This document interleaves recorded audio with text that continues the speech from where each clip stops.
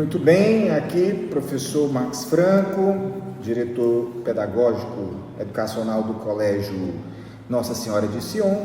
Nós estamos aqui com o professor Eduardo Perioli Júnior, coordenador do Ensino Fundamental 2, anos finais e ensino médio do colégio. E vamos discutir sobre educação. Vamos falar, na verdade, da educação pós-pandemia. Esse foi o tema proposto. Vamos falar do que mudou na educação depois da pandemia, o que poderia ter mudado, o que deveria ter mudado, o que continuou, o que deveria ter continuado e não continuou, o que podemos fazer para termos uma educação ainda melhor no Colégio Sion, ou na verdade no Brasil, quais são as metodologias, ou quais são as tecnologias, as técnicas, as estratégias, não é, Eduardo? Quais deveriam ser as estratégias utilizadas na pós-pandemia para que a gente possa aprimorar a educação daquilo que nós entendemos de educação no nosso contexto, na nossa realidade, e aí falando a nossa realidade aqui em Higienópolis, no Colégio Sion. Eduardo, eu já começo pedindo para você se apresentar. Quantos anos você tem? Quanto tempo você está na educação, você está na estrada, você está no ramo?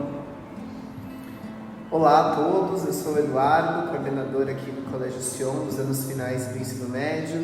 Eu tenho 32 anos e atuo na educação há 15 anos. A pandemia trouxe uma série de mudanças sociais, econômicas, psicológicas para a gente, né? E eu acho que para os alunos isso também foi muito significativo. A gente tem dados, por exemplo, de que os impactos sofridos na pandemia na alfabetização vão ser vistos daqui a alguns anos só, para a gente conseguir entender como essas crianças que não foram alfabetizadas na idade certa conseguiram ou não suprir essas necessidades. Outro ponto importante que a pandemia trouxe é a questão da tecnologia. Logo que a pandemia começou, se dizia muito que a tecnologia educacional tinha avançado muitos anos para além do que ela deveria ter avançado naquele momento. E num primeiro momento isso foi visto como algo bastante positivo. Hoje a gente já sabe que essa exposição das crianças à tecnologia na escola, para além da tecnologia que elas têm fora da escola, não trouxe resultados muito bacanas nessas últimas pesquisas, né? Os próprios adolescentes pedem que essa tecnologia da educação ela não invada a todo momento a escola, e algumas escolas decidiram dar alguns passos para trás, que é tomando processos chamados analógicos, né, de papel, caneta, livro, para recomeçar esse processo de escolarização desses alunos que para eles 2 anos é muito tempo fora da escola. E a escola precisa reensiná-los a ser alunos agora dentro do ambiente escolar. Então, acho que talvez esses 2 impactos para mim são os mais fortes, né? A tecnologia, que foi uma aliada fundamental durante a pandemia, porque era a única ferramenta que tínhamos, mas que agora a gente precisa voltar a encarar e olhar a tecnologia como uma aliada e não uma substituta da figura do professor, da figura do material didático, porque isso as pesquisas mostram ser prejudicial para as crianças, para os adolescentes e para a educação como um todo. Eduardo, eu não sei se você concorda, quando veio o advento da pandemia, a questão da transformação digital que apareceu de maneira geral no mercado, inclusive nas empresas, também veio para a educação. E inclusive se falava que a educação nunca mais seria a mesma depois da pandemia. A pandemia antecipou muitas novidades, você acabou de falar isso, e que depois a educação seria completamente diferente, porque nós teríamos que conviver cada vez mais com tecnologias, e a figura do professor ela se tornaria quase um coadjuvante para tudo aquilo que a tecnologia aparecia como novidade, como uma pedra de toque, uma coisa meio mágica. Por aquilo que você acaba de dizer, o que a gente observou hoje aqui não é assim. que a tecnologia ela veio, que ela é positiva, inclusive se nós não tivéssemos a tecnologia no período da pandemia, a gente não sabe o que teria feito, mas ela não resolveu tudo. Ela por sinal resolveu pouco, porque a aprendizagem não foi tudo aquilo que deveria ter sido, mas foi melhor do que não tê-la. Em compensação, nós tivemos alunos que desaprenderam a estudar, que perderam a rotina até de acordar na hora da aula. Coisas simples que a educação sempre fez, fazer avaliações, fazer provas.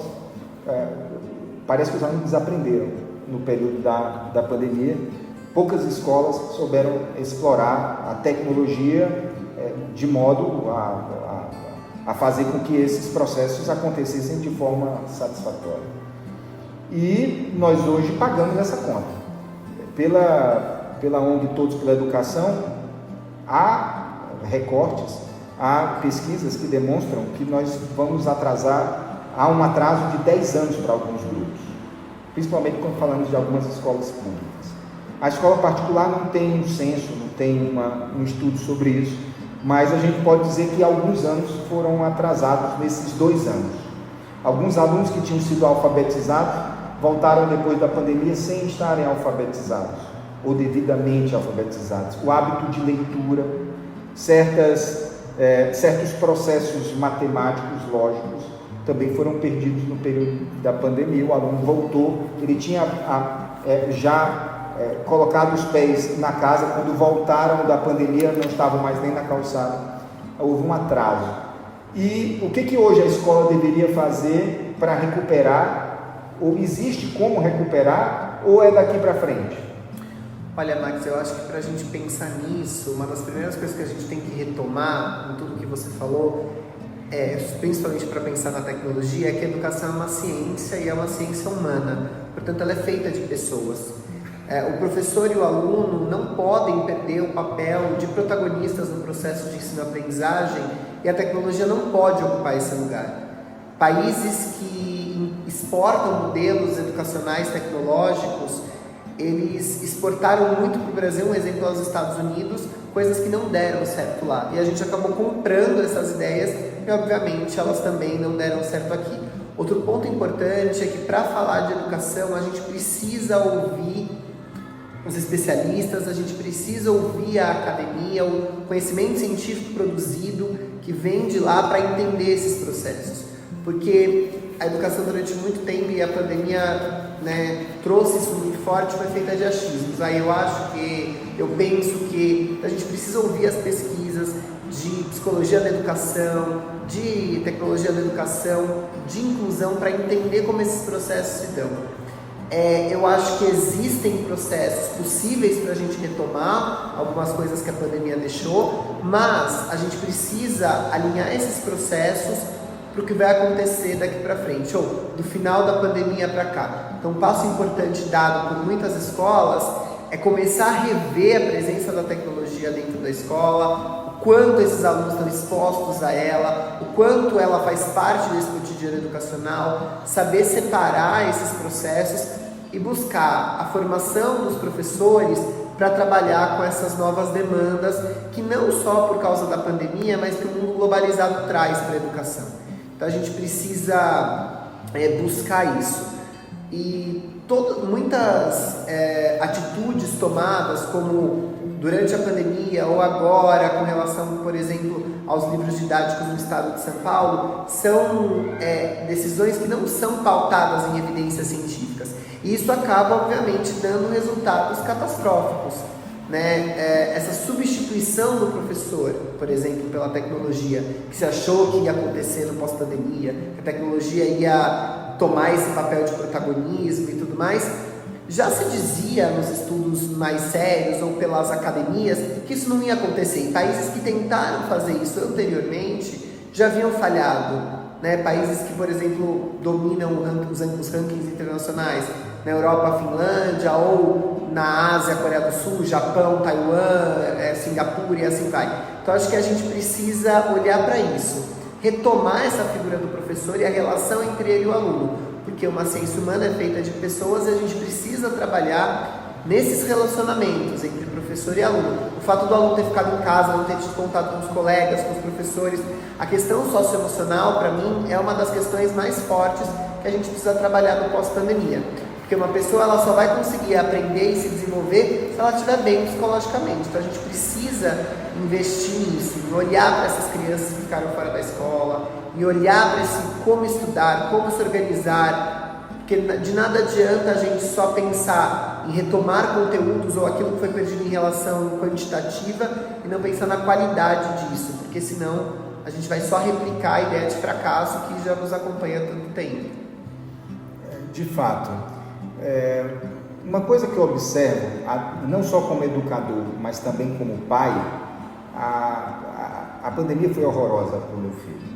Meu filho era um adolescente, ainda é, mas era um adolescente de 13 anos no auge da pandemia, quando começou a pandemia, quando íamos fechar por 15 dias e fechamos por 15 meses ou mais, e para ele mudou completamente os hábitos foram completamente alterados, os hábitos alimentares, os hábitos de sono, os hábitos estudantis, e causou nele, e eu observo em muitos outros alunos, um decréscimo, uma agressão muito grande à sua vida, não só dentro do aspecto pedagógico, mas também no aspecto humano. Meu filho engordou muito, meu filho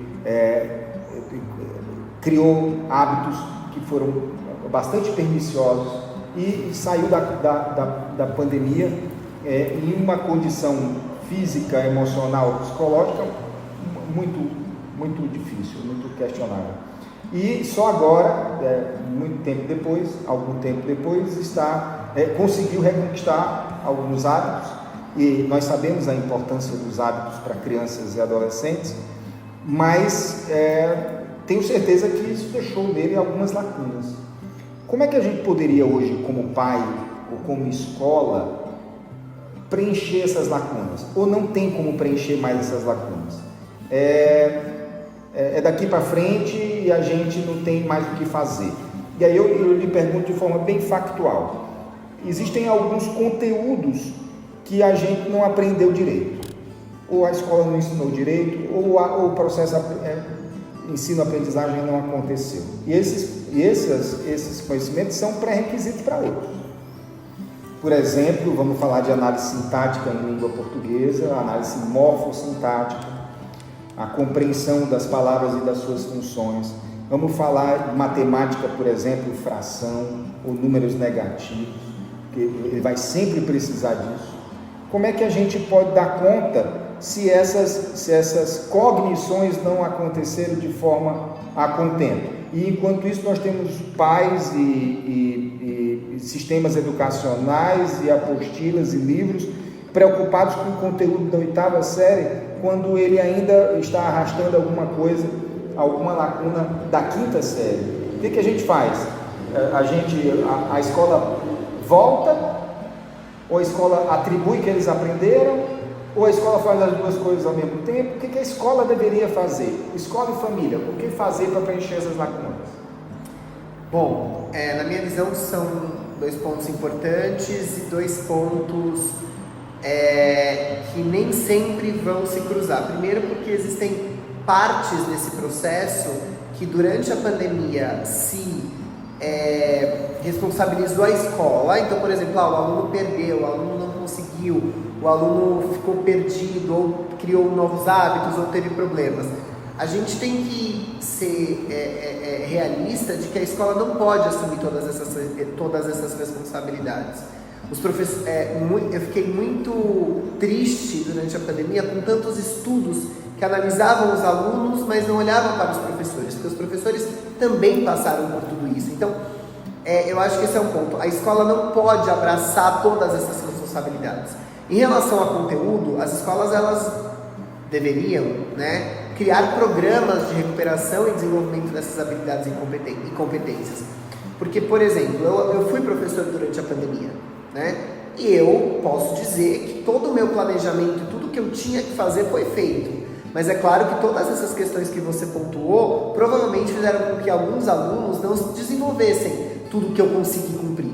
Então, Então, eu era professor de 8º ano de língua portuguesa. Todos os meus alunos deveriam ter aprendido análise sintática. Tudo de análise sintática foi dado, foi passado. Muitos não aprenderam, porque estavam passando por tantas coisas que a pandemia trouxe, que agora eles precisam desse acompanhamento. Então, na minha opinião, os professores, as escolas e os professores devem criar programas de recuperação da aprendizagem para que você possa identificar essas lacunas em cada disciplina, em cada área do conhecimento e cumprir. Não dá para a escola voltar, na minha opinião, voltar tudo e refazer, porque você vai atrasar, tem uma questão legislativa, uma questão organizacional por trás, e nem todos não acompanharam.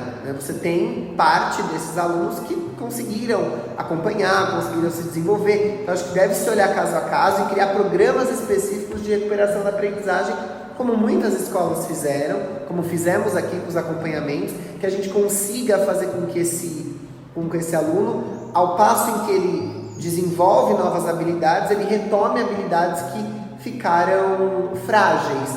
Eu acho que não nulas, porque alguma coisa aconteceu, mas que ficaram mais frágeis, mais fracas e que agora precisam ser retomadas. Acho que não dá para ignorar, porque a gente vai estar negando um papel essencial nosso enquanto escola, mas também não dá para eu viver só disso. Eu preciso buscar os dois, buscar um equilíbrio entre aquilo que ele tem que estar vendo de acordo com a idade dele, com as coisas que ele deveria estar aprendendo naquele momento e o que ele não aprendeu. E claro, um apoio incondicional das famílias nesse momento de hábito de estudo, de organização, de leitura, porque não é uma responsabilidade única e exclusiva da escola. A pandemia trouxe uma aproximação muito mais forte entre escola e família. Acho que esse é um dos grandes benefícios que a gente precisa cultivar e pedir ajuda das famílias nessa recuperação das aprendizagens que ficaram pelo caminho.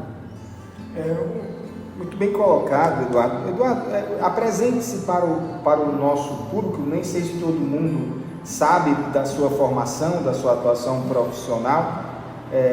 Se você se apresentar melhor, de repente podem ter uma consciência maior da sua formação e do seu lugar de fala quando se fala em educação. Bom, então eu sou formado em Letras e Pedagogia pela Universidade de São Paulo. Eu sou mestre em Educação pela Universidade de São Paulo, com ênfase em materiais didáticos, e doutor em Educação também pela Universidade de São Paulo, em Educação Comparada, Brasil e Estados Unidos.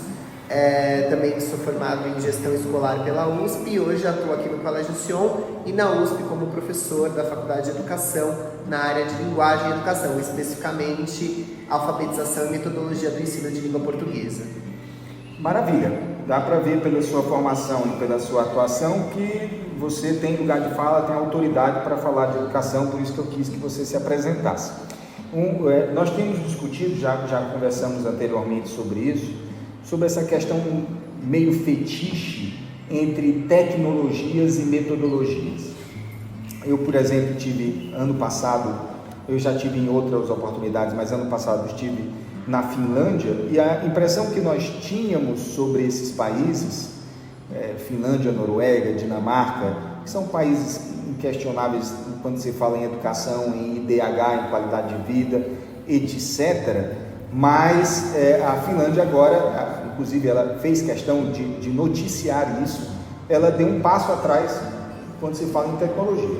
Por exemplo, nós entramos em sala agora, conhecemos escolas, e entramos em escolas, entrevistamos professores, falamos com os alunos, e os alunos com livro de papel. Eu tinha a impressão que a escola toda estava repleta de telas, de lousas digitais, que tinha iPads, inclusive na educação física, mas não é verdade. Você entra nas escolas, o coração da escola é a biblioteca, os alunos têm livros, usam livros, fazem tarefas de casa, usam papel, e o que a gente entende a partir disso, que a formação do professor, a autoridade do professor, o papel do professor, o papel do papel é importante para a educação. Quando a gente fala de papel, a gente está falando de qual é a plataforma. É uma plataforma digital? Nós temos aí, não sei, milhares de plataformas digitais, algumas maravilhosas, mas será que dão conta? Elas conseguem substituir o papel? Ou melhor, a tecnologia consegue suplantar a metodologia? Ou mais, a tecnologia consegue ficar no lugar do professor? Olha, Max, eu tenho convicção de que não. Eu acho que a tecnologia ela é um suporte, a gente não tem como negá-la, ela precisa existir, a gente vive num mundo globalizado, no mundo da era da informação, mas ela deve ser uma aliada que complementa o trabalho dentro e fora de sala de aula, né? Eu acho que alguns textos e pesquisas mostram que na década de 80 e na década de 90 havia um fetiche sobre os métodos, como ensinar, essa era a grande discussão. E quando a gente chegou na virada do milênio, esse fetiche passou para as tecnologias. Pouco se discute hoje, principalmente no âmbito mais comercial, o que se ensina. Parou-se de se discutir a importância das disciplinas escolares. Por exemplo, pouco se questiona por que alguém tem que aprender análise sintática do jeito que se aprende. Por que alguém tem que saber o que é um número complexo, né, que não tem uma utilidade cotidiana. E se discute como ensinar a análise sintática, como ensinar os números complexos, né? E a tecnologia substituiu esse fetiche que a gente tinha pelos métodos por um outro fetiche que foi a tecnologia, que acabou se aliando aos métodos. Então eu acho que a gente precisa olhar para a tecnologia como aliada, ela existe, a gente sofre uma influência hoje no Brasil gigantesca da economia norte-americana, do Banco Mundial, que fazem uma pressão nos nossos órgãos públicos para que o Brasil adote essa tecnologia ou esses métodos que vêm de empresas como Google, Meta, que são muito fortes nos Estados Unidos, mas a gente precisa pensar na nossa realidade enquanto país, ou enquanto estado, enquanto município, até enquanto instituição aqui no Colégio Sion. Cada lugar, e o Brasil é muito grande para a gente determinar diretrizes iguais para todo mundo, né? E as escolas públicas, por exemplo, para fazer um contraponto com a gente aqui, não tem condição de acompanhar muitas vezes essa evolução tecnológica. Então a tecnologia ela é aliada, o professor tem que ter uma autonomia no quanto usar, como usar, onde usar, né? E o foco tem que ser o que ensinar, não como ensinar. Porque esse como ensinar é uma discussão eterna, sempre vai ter um método novo, uma coisa nova aparecendo, então a gente precisa usar também esses métodos a nosso favor. Cada conteúdo, às vezes, pode ser útil com um método, você pode ensinar cada coisa de um jeito, não existe uma receita pronta. E eu acho que a gente tem que sempre ter esse cuidado com a tecnologia. Como você falou, países considerados super desenvolvidos na educação deram esse passo atrás, e o Brasil resiste ainda um pouco mais a isso. O Brasil quer ser inovador à frente de Finlândia, Noruega, Suécia e Dinamarca, não será. Então, por que a gente insiste tanto? Porque tem uma influência norte-americana, de organismos internacionais, que querem que o Brasil, para entrar no OCDE, consiga chegar nesses patamares. Mas a gente sabe que é muito difícil, com cases internacionais que tinham muito mais condição que a gente, não conseguiram. Então, a gente precisa encarar essa realidade melhor. Eu vi alguns anos atrás algumas escolas se encherem de lousas digitais. E os professores usavam a lousa digital exatamente como usavam a lousa de giz. Não é nem de pincel, era de giz. E depois elas tiraram as lousas digitais, ficou na escola uma ou outra lousa digital. Eu vi também, há alguns anos atrás, algo parecido acontecer com os tablets. Os iPads, cada escola, todo mundo agora tem iPad. Qual é a sua visão sobre isso?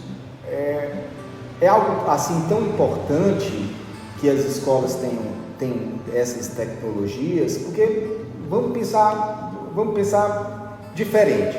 No futuro, possivelmente, esses jovens vão estar trabalhando com tablets mesmo, vão estar trabalhando de alguma forma com o digital. A escola trabalhando analogicamente. Nós vamos dar conta depois de formar esse sujeito para o futuro, se é que ele vai trabalhar dentro do digital. Muitos vão, né? Muitos irão trabalhar vão usar o digital de alguma forma. A escola não vai estar de alguma forma sendo anacrônica por não fazer os alunos ou Ou será que é uma modinha? Tudo isso foi modinha, professor Eduardo? Porque foram modinha, passaram, vão passar? Como é que você enxerga isso? Eu acho que não é moda, porque a tecnologia vai avançar cada vez mais e a gente vai se deparar cada vez mais com novos instrumentos, novos e menores, né? Cada vez mais instrumentos tecnológicos. Só que eu acho que a sua pergunta volta para a função da escola. Para que serve a escola? A escola, ela é um microcosmos da sociedade e ela não serve para formar esses alunos para o mercado de trabalho, para passar no vestibular, embora ela faça isso. O objetivo dela é formar cidadãos críticos, um mito, né? Porque ninguém sabe exato onde a gente vai chegar com isso. Mas a escola tem processos escolares que a escola é responsável, que só na escola se faz. Então, por exemplo, na época da pandemia lançou-se uma série de programas de como alfabetizar o seu filho em casa, sem a escola, e todos foram um fracasso, porque a alfabetização ela é um processo puramente escolar. Principalmente no Brasil, onde só 8% da população, pra gente esse número parece surreal na nossa realidade, né? Mas 8% da população tem ensino superior. Então a gente precisa pensar nisso, né? Eu formo um profissional para alfabetizar alguém, então não é qualquer um que pode fazer. Você não vai, por exemplo, tá com gripe, ou gripe não, né? Tá com câncer, por exemplo, aí qualquer um vai te passar um remédio para se tratar. Existe um especialista para isso. Então acho que a escola, ela precisa retomar uma credibilidade que ela foi perdendo ao longo da história, porque muitas coisas ensinadas ali chegou-se a consenso que talvez não servissem para nada. Então ela precisa retomar a credibilidade, ela precisa retomar a sua função essencial, que é essa formação cidadã para atuar na sociedade, né? E refletir a sociedade a seu favor. Então, usar a tecnologia a favor da educação, a favor dos processos de aprendizagem, né? E ela precisa ter essa noção, ela precisa acoplar a realidade dentro dos seus limites e das possibilidades.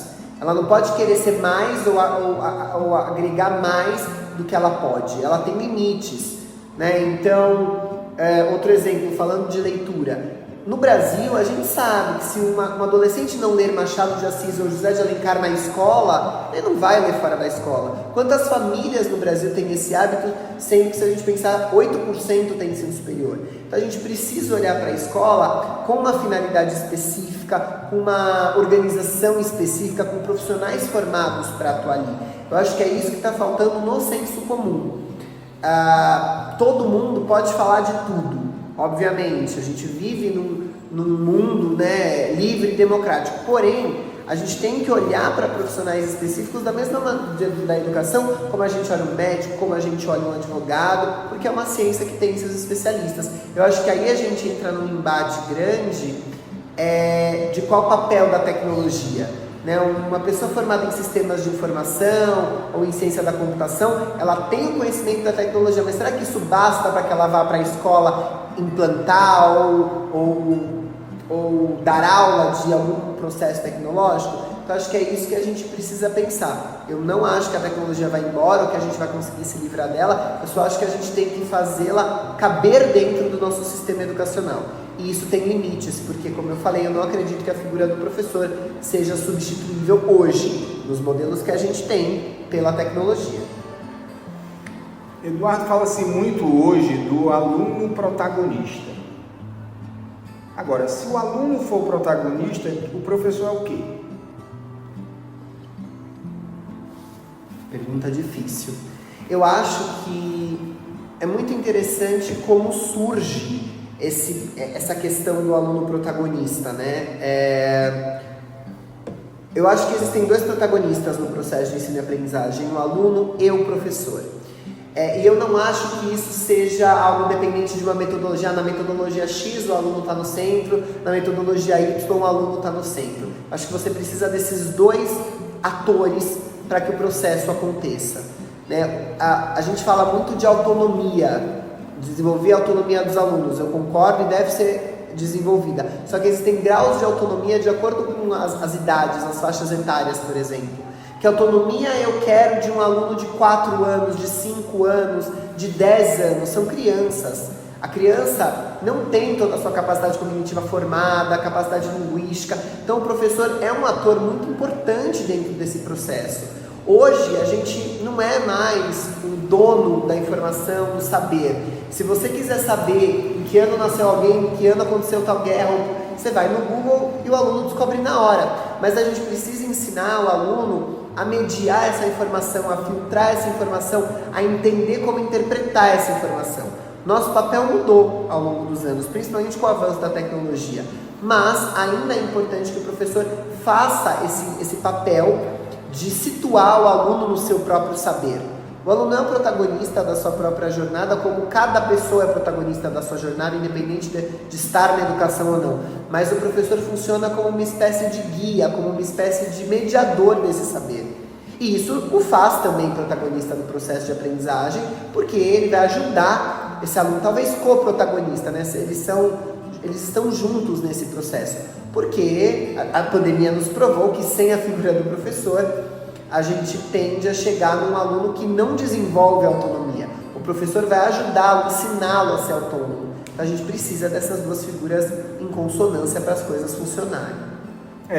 Eu sempre questionei essa coisa do aluno protagonista e justamente pensando nisso, porque se o aluno é o protagonista, o professor é o quê? Coadjuvante? Então não rola. Ele é um protagonista, não o protagonista. Nós temos dois protagonistas na sala. Por sinal, temos tantos quantos estiverem naquela sala. Agora, o professor, eu gosto muito da metáfora, é o maestro. Ele é o maestro que organiza aquele grupo de atores, ele é o diretor daquele grupo de atores, ou o maestro daqueles instrumentistas que oferecem o palco, a iluminação, a condição, o tom da música, o andamento da sinfonia. Ele aponta se naquela hora deve ser o saxofone ou o violino, ou se os dois tocam ao mesmo tempo.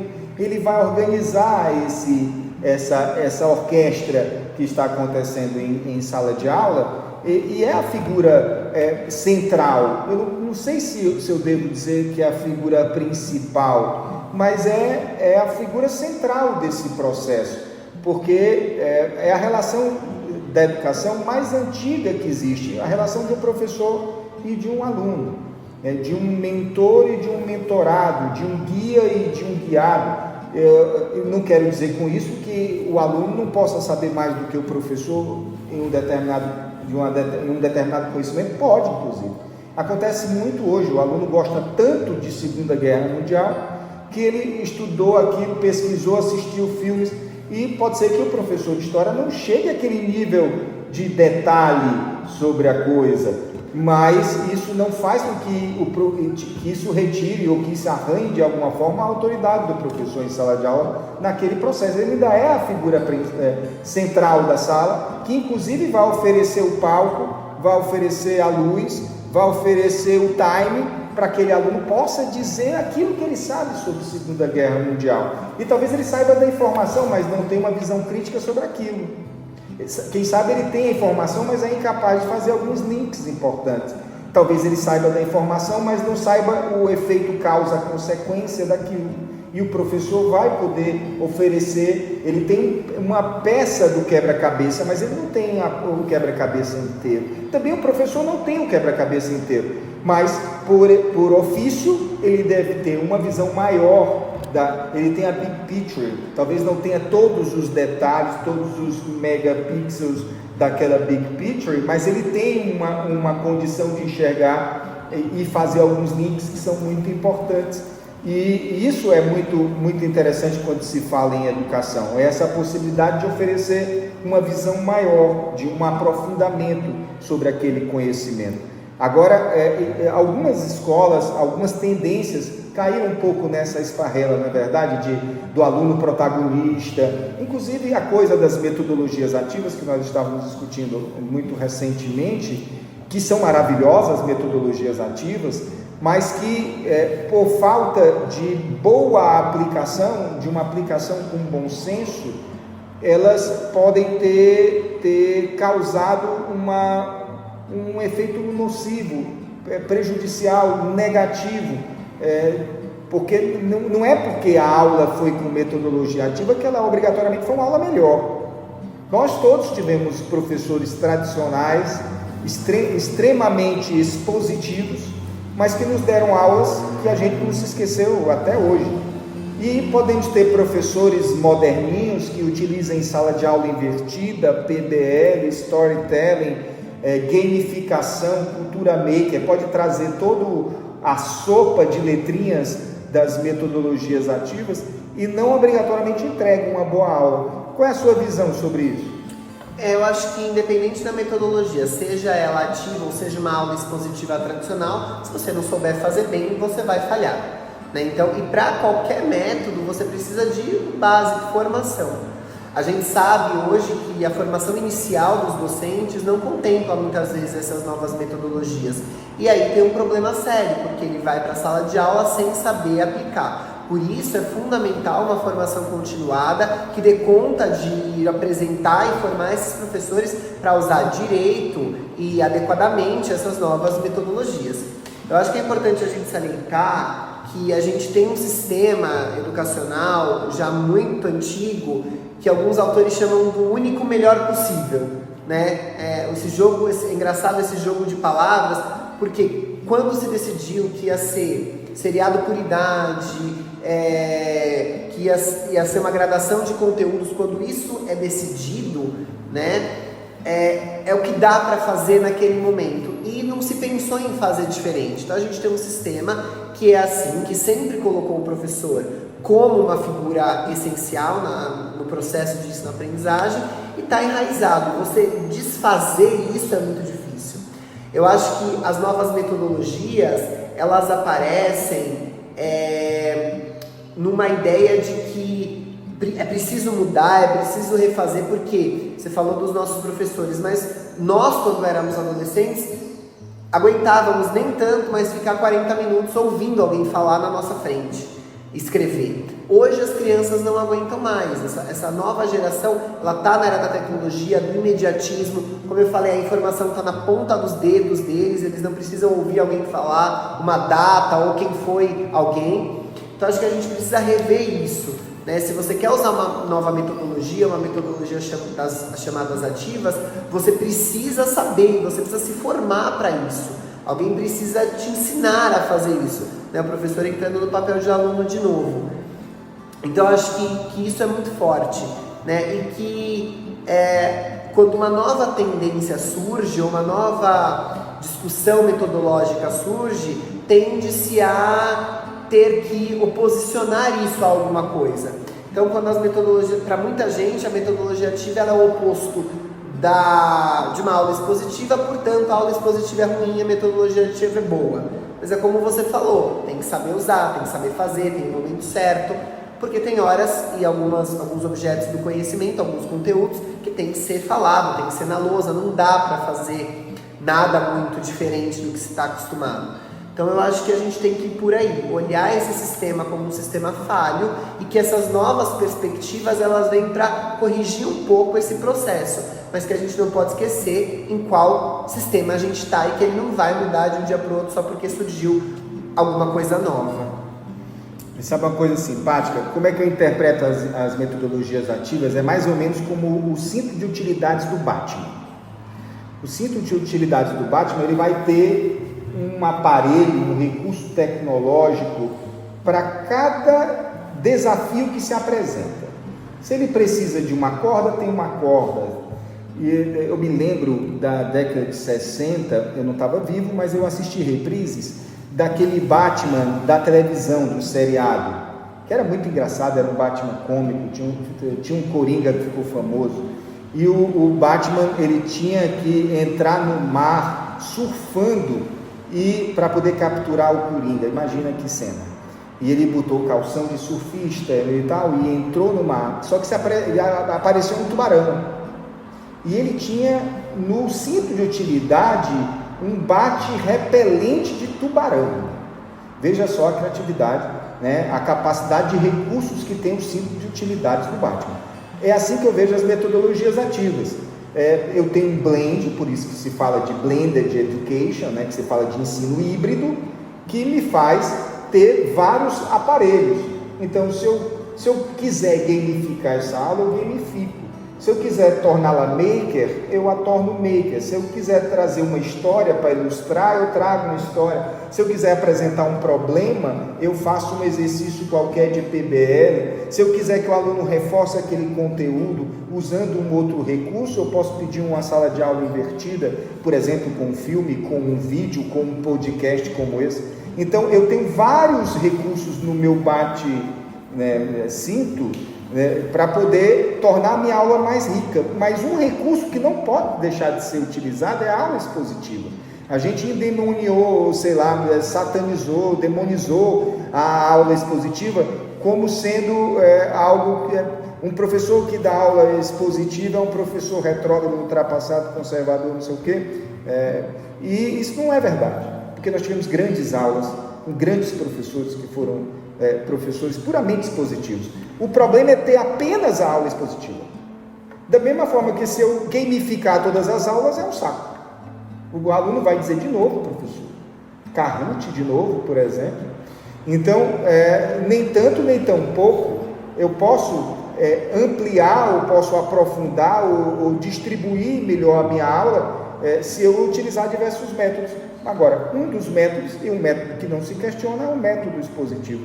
Mas o que eu gostaria de perguntar, porque você falou de alguns pontos importantes aqui, eu gostaria de trazer as coisas para o Sion, já que nós estamos terminando o nosso podcast sobre educação pós-pandemia. Inclusive, os nossos ouvintes saibam que nós vamos ter outras pessoas, outros convidados, pais de alunos, com amigos da escola, alunos, outros professores. Nós teremos vários atores, vários convidados para participar do nosso podcast, da mesma forma que teremos também textos no blog Education. O primeiro texto é estreado por mim, mas teremos o próximo texto, já sai desses dias, com o professor Eduardo, com o texto do professor Eduardo, mas nós queremos abrir essa porta para todos aqueles que nos escutam, para os nossos pais, para convidados, para especialistas sobre diversos assuntos, não obrigatoriamente sobre a educação, mas qualquer assunto que possa interessar aos nossos ouvintes do nosso podcast. Mas nos encaminhando para o final, eu gostaria de trazer um pouco mais para o Sion. Você trouxe várias questões, por exemplo, uma delas é que nós devemos nos preocupar sim com essas lacunas deixadas pela pandemia. O que o Sion faz, o que o Colégio Sion faz para se preocupar com isso? Para não só se preocupar, mas para se ocupar com isso. Eu acho que a gente tem dois pilares muito fortes para isso, que são os acompanhamentos pedagógicos, as avaliações diagnósticas, o trabalho da orientação educacional para fazer esse diagnóstico dessas lacunas. Eu acho que tudo isso ajuda, primeiro, a criar um diagnóstico, um mapa dessas lacunas, aí, por exemplo, as avaliações diagnósticas e o próprio papel da orientação educacional, e a maneira da resolução desse problema se dá através de acompanhamentos pedagógicos, plantões de dúvida, que nos ajudam a identificar em grupos menores essas lacunas, porque eu preciso saber quem é que está passando por isso, quem está com essa dificuldade, e agir na raiz do problema para cada aluno. É um trabalho de formiguinha individual, porque cada um ficou com uma sequela, digamos assim, da pandemia. Então a gente precisa olhar individualmente. Eu acho que esses trabalhos da avaliação diagnóstica, da orientação educacional e dos acompanhamentos pedagógicos nos ajudam nessa recuperação das aprendizagens.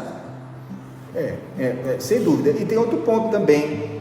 Se nós falarmos da questão socioemocional, o Sion trabalha sempre muito bem essa questão da acolhida, da satisfação do aluno dentro da escola, a escola ser um espaço acadêmico que trabalha pedagogicamente, que trabalha objetos de conhecimento, mas também é um lugar no qual o aluno se sente bem, o aluno se diverte, o aluno encontra amigos. É um local de encontro sempre a escola, um local aprazível, satisfatório, e essa ideia, esse princípio da acolhida dentro do Sion é sempre muito bem feito, é uma das tradições da escola, e não houve só sequelas acadêmicas, né, pedagógicas, houve sequelas também emocionais, todos nós as trazemos, e dentro da escola acredito que sejam muito bem trabalhadas. Outro ponto que eu gostaria de trazer para você como última coisa é que você falou, e falou várias vezes, de formação de professores. É fundamental. A palavra educação, ela vem de um termo latino que é duc, que é a ideia de duto, é uma ideia de existir uma espécie de canal, né? Uma ponte entre o conhecimento e o professor. Só que esse conhecimento precisa chegar também ao professor para o professor ter algo a entregar. Afinal, é aquilo que o professor entrega para a sociedade, é sempre conhecimento. Como é que dentro do Sion é feita essa formação, como é feita essa formação de professores, para que a gente possa trabalhar não só as metodologias ativas, mas também as metodologias mais tradicionais? O Sion tem um trabalho, né, de formação com os professores. Esse é um dos papéis fundamentais da coordenação pedagógica, que é o lugar que eu ocupo hoje, e a gente tem encontros semanais com os professores para pensar a formação, para pensar métodos, para pensar avaliação, para pensar projeto. Então, eu acho que a formação ela é um pilar essencial de qualquer escola, e no Sion a gente leva isso muito a sério, na questão de formar os professores melhor, e formar os professores de acordo com o nosso público, com os nossos alunos, né? Que assim a gente consegue ter uma formação, um caminho personalizado para que esses professores consigam atuar especificamente com esse grupo de estudantes. E para concluir de vez, o que o Sion prepara para o ano que vem como grande novidade? Quais são as grandes novidades que o Colégio Sion sim, senhor, diga para nós algumas desses projetos que estão nascendo nesse ano e que vão garantir cada vez mais uma educação de grande qualidade dentro do Colégio Sion. Nós sabemos que tem o PROD, que tem o PITA, que tem material novo para o ensino médio, que tem viagens pedagógicas. Fala um pouquinho para nós dessas coisas. Inclusive temos reunião de pais hoje à noite com a 9ª série, e você já vai apresentar um bocado dessas coisas para os nossos pais. Bom, a maior novidade principal hoje é a troca de material no ensino médio, né? A gente vai para o sistema do poliedro, que é um dos melhores sistemas do Brasil, o que mais aprova nos vestibulares aqui em São Paulo. Material bastante completo, que dá conta tanto do novo ensino médio quanto das questões da formação geral básica. Então essa é a nossa grande novidade aí para 2024. Algumas novidades que já começaram esse ano é o PITA, o Programa de Incentivo aos Talentos Acadêmicos, que é para os alunos que têm um destaque positivo nas médias, né? Um cursinho pré-vestibular gratuito, do 9º ao 3º ano, 4 anos de cursinho. O PROD, que é o Programa de Desenvolvimento da Escrita, né? Voltado aí para acompanhamento individual e personalizado de leitura e escrita, de redação, do 6º ao 3º também, nos finais do ensino médio.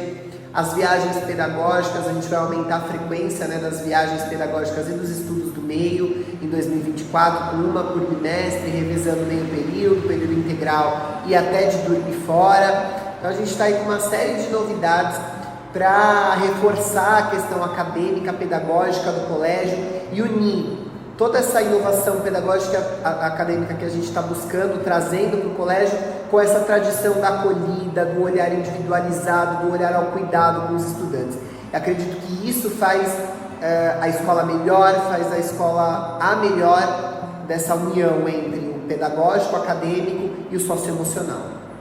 Muito bem, muito obrigado, Eduardo. Esse foi o nosso Sioncast do mês de setembro. Estamos esperando os novos temas, novos convidados para tratarmos de assuntos relevantes para o mundo da educação. Muito obrigado para você que ficou conosco, foi nosso ouvinte, nos escutou, e estamos aqui abertos para ouvir de vocês críticas, sugestões, perguntas, estender o nosso bate-papo para depois desse bate-papo. É isso, valeu, muito obrigado, até a próxima. Obrigado, até mais.